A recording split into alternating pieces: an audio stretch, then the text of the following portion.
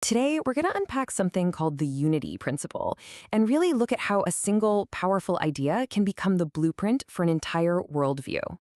I mean, think about that for a second. How can just one concept ripple outwards and end up shaping everything, from your inner thoughts to the laws of a society, its art, and really the whole fabric of life?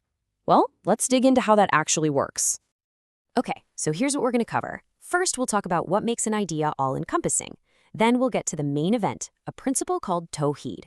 After that, we'll see how it plays out in scripture and law, and then in art and life, before tying it all together into a single unified worldview.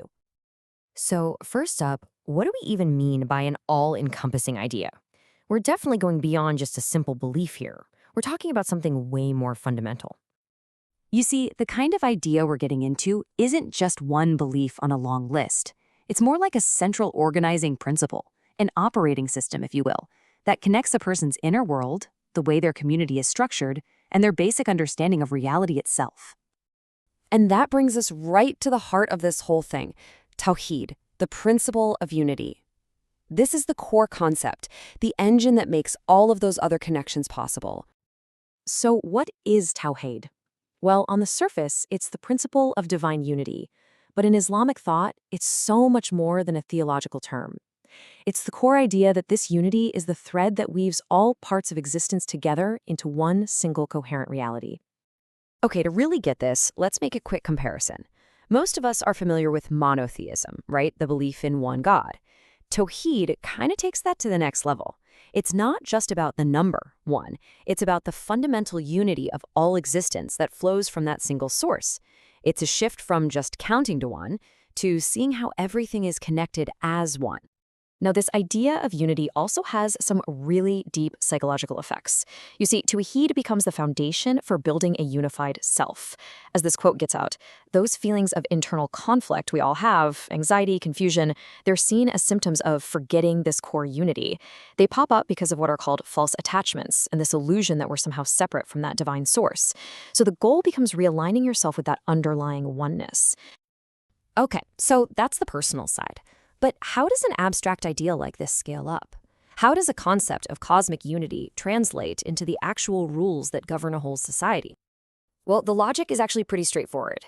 If you start from the premise that all of existence is a unified whole from a single divine source, then it follows that the ultimate authority to make laws, what we'd call sovereignty, can only belong to that same source. People can interpret and apply those laws, sure, but they aren't seen as the ones who create them from scratch. And this leads to a very different perspective on law. In the framework of Tawhid, law isn't just a bunch of rules that are enforced from the outside by courts or police.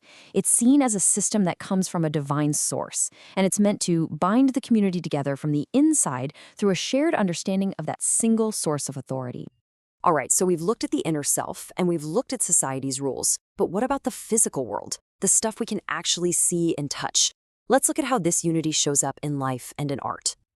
So in this worldview, art isn't just about making things look pretty. It's not just decoration. It has a much, much deeper job to do. It's seen as a direct manifestation, a way of making the invisible visible, of that divine unity that's believed to be in everything. And sacred architecture is a perfect example of this. It's not just about building a structure, it's about making unity tangible. So for instance, you might think of a traditional church as a holy place, a consecrated space set apart from the secular world outside. But a mosque is conceptually different. It's essentially just a designated area on an earth that is already considered sacred. This points to a much bigger idea, that the whole world is a place of worship.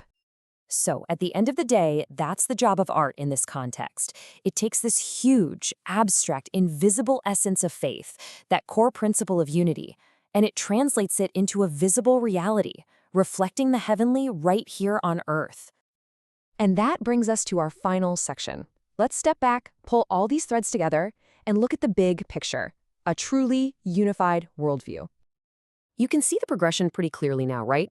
It all starts with that one core principle, Tawhid. That then leads to a social application through divine law. It finds its aesthetic voice in art that makes that unity visible, and what you end up with is a totally unified worldview. And this, right here, is the ultimate takeaway. In a worldview built on this foundation of unity, Those sharp lines many of us draw between what's sacred and what's profane, between our spiritual life and our material life, they just start to dissolve. Life isn't put into separate boxes. It's all seen as part of one single, sacred, interconnected reality. So, I'll leave you with this thought to chew on. If there really is no fundamental separation between the sacred and the everyday, what would that actually mean for how we live in the world?